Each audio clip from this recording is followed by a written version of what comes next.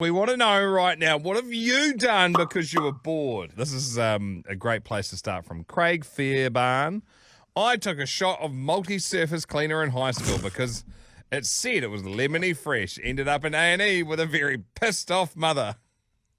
It's going to be one of the dumbest things I've ever heard. Jennifer Jackson, myself and a couple of classmates were bored in a science lesson and started sucking on our own arms to give ourselves hickeys.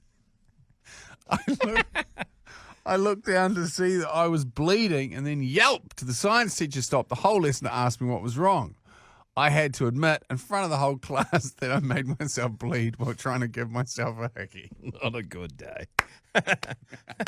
This from Paul Anderson. Me and a fella had the key to the tape collection in the town library. I had taped over some of the country music with Iron Maiden and put them back. Robin Swinburne went out on a blind date back in 87.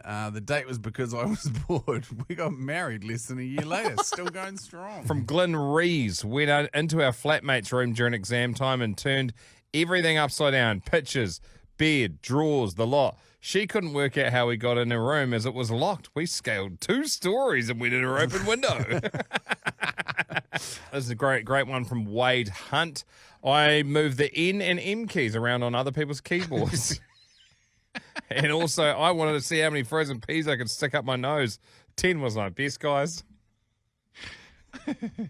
I got bored at the Wellington Zoo and accidentally dislocated my leg by relaxing it and pushing it backwards onto my own knee.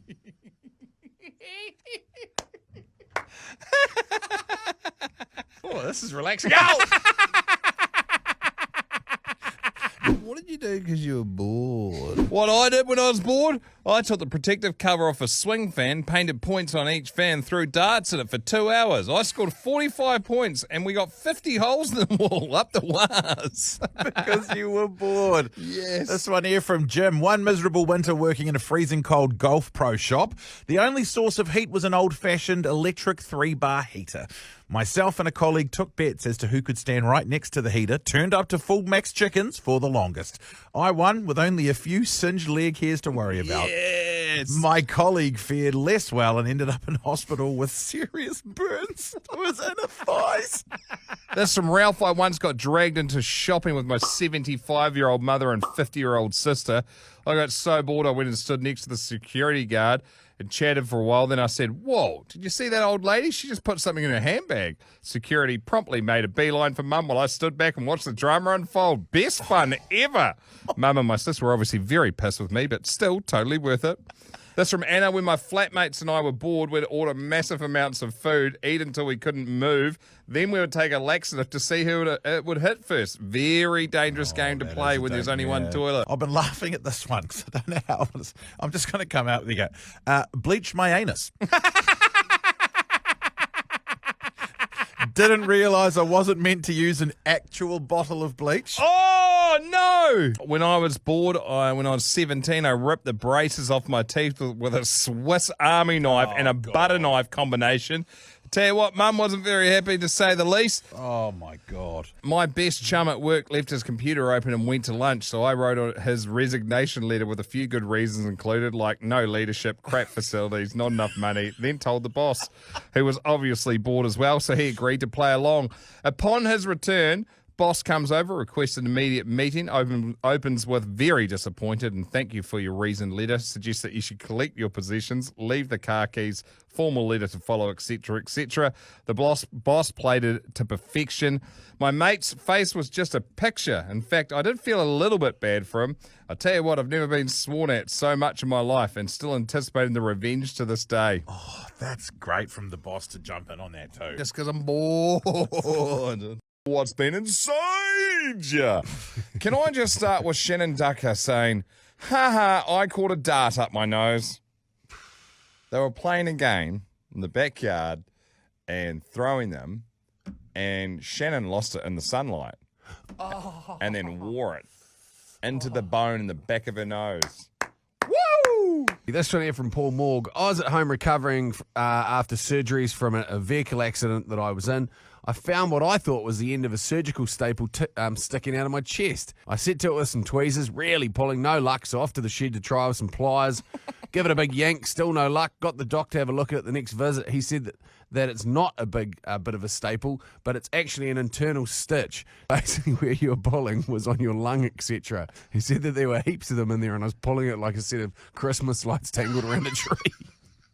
Henry Cam, fellas, awesome show. Many thanks. What have I had inside me? Wow, I was cutting a wood board on my table saw, and somebody had shot a nail into it at an angle, so it was not seen. Anywho, the blade kicks it up, clips the bottom of my safety glasses, and forces it into my right cheek next to my right nostril. It hit the skull bone and luckily went down and not up into my eye. It did, however, pierce through my jawbone and then through the top of my gum. I proceeded to show my wife. She fainted. I went back into the garage, got the pliers, and pulled it out through my top gum. What? Luckily, I have a top denture. I finished the cutting later on due to my wife asking me to take it to the ER. I did so, took the 1-inch nail with them to show, and the doctor couldn't believe that I'd managed to pull it out. It could have been so dangerous. Anywho, the only thing is I've got no feeling in the right side of my cheek and nostril anymore. My gosh. Can we get that person a prize? My mum picked up a load of those old-style metal coat hangers, and one went right through her eyeball and hooked itself into the back of her nose. She had to get her eye taken out and rest it on her cheek while they unhooked the coat hanger from the back of her nose. Oh my gosh. What the... No. The actual... Whoa, that's a lot. Oh my God, a small branch sticking out of his eyeball. What's been inside you? Can I start? Sure. I had a catheter inside me. I took it out at home and made a bracelet for my daughter. She was unhappy. Then this from Tim. Afternoon, lads. When I was 4, I jumped off our trampoline and landed on a glass milk bottle. The glass pierced my foot, severing my femoral artery and poked out the top of my foot. My mum saved my life by duct taping a bandage around the glass and driving me to hospital. Wow. How about this one here from Pierre Gagnon? I had an 87-pound tumour in my abdomen. It was starting to crush my lungs, esophagus, large bowel, and move my right kidney as far forward and down as I could. Shelley Rourke. I went on holiday to Jamaica, man. Came home with worms in my feet. They'd burrow around under my skin at night and leave red, wormy track marks. Itchy as F. Couldn't sleep. Had to take cattle worming pills to finally get rid of them. Mary, my cat once ate some Christmas string. When he tried to push it out the other end, he thought something was chasing him, so he raced around the house. And my parents were out late that night. I had to catch him and pull the rest out like a magician's sleeve trick. Cousin was playing basketball, tripped, falling forward to an apple tree, screamed and turned, and there was oh my God, a small branch sticking out of his eyeball. Jesus! Yeah, you win. When it healed, it looked like...